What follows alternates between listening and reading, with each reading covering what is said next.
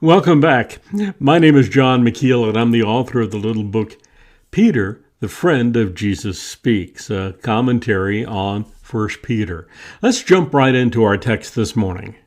Peter writes, "Therefore, preparing your minds for action and being sober-minded, set your hope fully on the grace that will be brought to you at the revelation of Jesus Christ. As obedient children, do not be conformed to the passions of your former ignorance. As he who called you is holy, you also be holy in all your conduct. For it is written, 'You shall be holy, for I am holy.' And if you call on him as Father who judges impartially according to each one's deeds, conduct yourselves with fear throughout the time of your exile, knowing that you were ransomed from the futile ways inherited from your forefathers, not with perishable things such as silver or gold, but with the precious blood of Christ, like that of a lamb without blemish or spot. He was foreknown before the foundation of the world, but was made manifest in the last times for the sake of you who, through him, are believers in God, who raised him from the dead and gave him glory, so that your faith and hope are in God." 1 Peter chapter 1, verses 13 through 21. Are you ready? Preparing your minds for action is an interesting phrase. The Old English Bibles read, "Gird up the loins of your minds." The message isn't as literal, but it captures Peter's meaning. So roll up your sleeves. There's work to be done, and we need to be prepared for action. When the Israelites ate the first Passover meal in Egypt, God instructed them, "In this manner you shall eat it, with your belt fastened, your sandals on your feet, and your staff in your hand, and you shall eat it in haste. It is the Lord's Passover." Exodus chapter 12, verse 11. The Israelites had to be ready to go. A.M.R. Vincent observes, "There's a fitness in the figure as addressed to sojourners and pilgrims," chapter 1, verse 1, and chapter 2, verse 11, who must always be ready to move. So how can we be ready? First, Peter says we need to be sober-minded. That means to be free from every form of mental and spiritual drunkenness, from excess, passion, rashness, confusion, and so forth. To be well-balanced, self-controlled. A good way to think of this virtue is to be self-aware. Later in his letter, Peter will tell his readers, "Be sober-minded, be watchful. Your adversary, the devil, prowls around like a roaring lion, seeking someone to devour." 1 Peter chapter 5, verse 8. Later in Peter's letter we read, "The end of all things is at hand. Therefore be self-controlled and sober-minded." 1 Peter chapter 4, verse 7. The Apostle Paul told Timothy, "As for you, always be sober-minded." 2 Timothy chapter 4, verse 5. Next, Peter tells us to set your hope fully on the grace that will be brought to you at the revelation of Jesus Christ. But what does it mean to set your hope fully?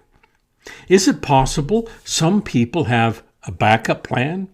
They aren't fully focused on Christ? Surely not Christians, but I've known people who become Christians just in case. I've met Christian Buddhists, and becoming a Christian just in case is especially true among agnostics. Agnostic is the Greek word Peter uses next.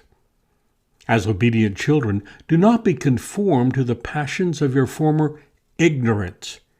Ignorance is agnoia, the lack of knowledge, the root of the English word agnostic. Peter says Christians, rather than being ignorant or superstitious, need to strive to go through life with both eyes wide open.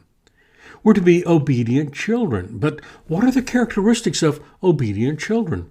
First, they're not conformed to the passions of your former ignorance. Don't let the world make you into something you're not. You're children of God.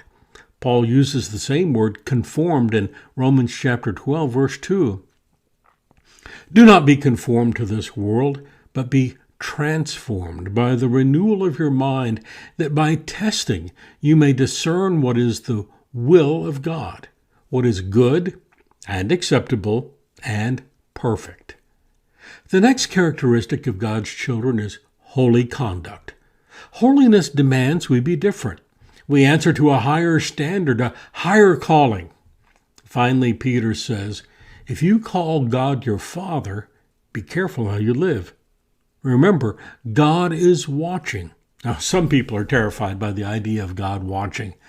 Is he watching to catch us making a mistake? Or is he waiting to congratulate us on bringing honor to the family? When I was a boy, I swam competitively. I always did my best. But when I knew my father was there watching, I put something extra into my race. I wanted to make him proud. The smile on his face was far better than any ribbon or trophy. So what motivates holiness? First, we are exiles. This world is not our home. We're citizens of heaven, and someday we will go home. The proof of our citizenship is holiness. What does holy mean? We say the Bible is holy. That means it's different from every other book. It is special. It is the Holy Bible. When I was a child, every morning I ate my cereal from an everyday bowl, but I knew we were having special guests for dinner when Mom set out the good dishes. The Apostle Paul pointed this out to young Timothy. Now, in a great house, there are not only vessels of gold and silver, but also of wood and clay, some for honorable use, some for dishonorable. Therefore, if anyone cleanses himself from what is dishonorable, he will be a vessel for honorable use, set apart as holy, useful to the master of the house, ready for every good work. 2 Timothy chapter 2, verses 20 and 21. In other words, we are special. We need to behave that way. Second, we're valuable. We've been ransomed. The word ransom is relatively rare in the New Testament. It's found in Luke 24:21. Redeem Israel. Redeem us from all lawlessness in Titus 2:14. But it was widespread among the Christians. Prisoners could be redeemed.